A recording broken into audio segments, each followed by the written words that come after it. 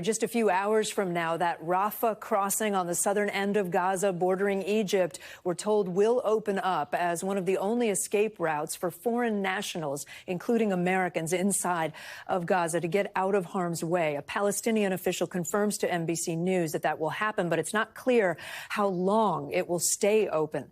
Joining me now is Jeremy Bash. He's former chief of staff at the CIA and the Department of Defense and an NBC News national security analyst. Jeremy, good to have you with us. Can you help our viewers? We have some maps. Help viewers understand this Rafah border crossing. How big is it?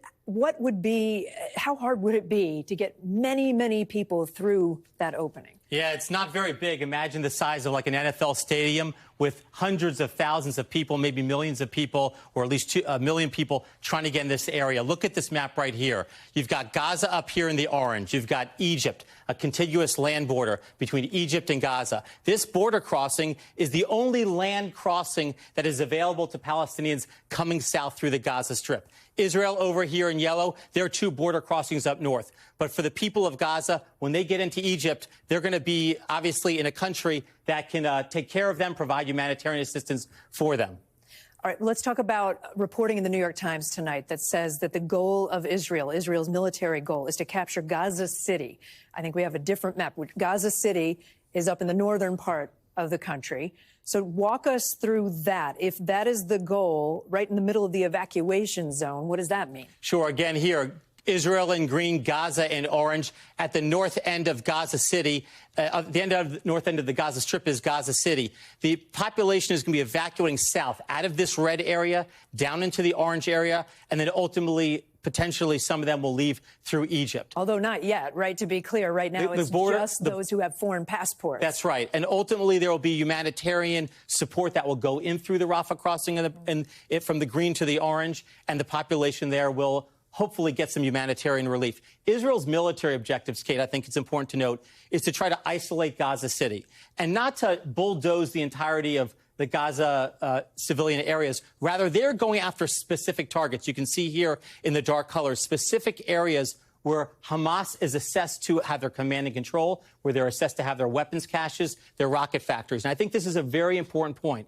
Israel's military operation is not just to bulldoze a town. It's to go specifically intelligence-driven after specific points you see here on the map. Those black areas that you see on the map are where airstrikes from Israel have created damage or some sort of... And it's likely that those darker areas on the map here in black is where you will see ground operations, naval fires, long-range fires, drone strikes, and ground troops dismounted off of armored personnel carriers to go house to house to try to find hostages and track down Hamas terrorists. While I have you, I want to ask about Secretary Blinken. Secretary of State has been all over the region over the last several days. We have a map of where he's been. This is shuttle diplomacy, right? This is going to talk with lots of different players. What's the goal? The goal here is to ensure that Iran doesn't jump in, and he's gone to Egypt to talk about humanitarian assistance for the Gazans. He's talked to Qatar over here in the Persian Gulf to talk about how to negotiate with Hamas. They have a lot of influence with Hamas, potentially get the hostages out.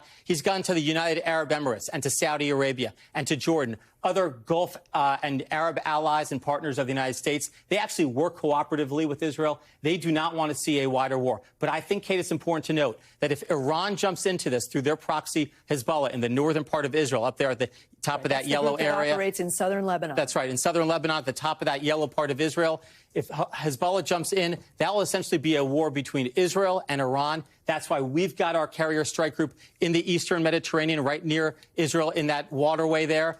That's to deter Iran from jumping into this war. Thank you so much. Very helpful to see it and talk about it. Jeremy Bash, appreciate it. Still ahead tonight, the Americans stuck in Gaza. I'll talk with a dad and grandfather here in the U.S., hoping his daughter's family will get out. Plus, as we go to break tonight, we hear from some of... Thanks for watching. Stay updated about breaking news and top stories on the NBC News app or follow us on social media.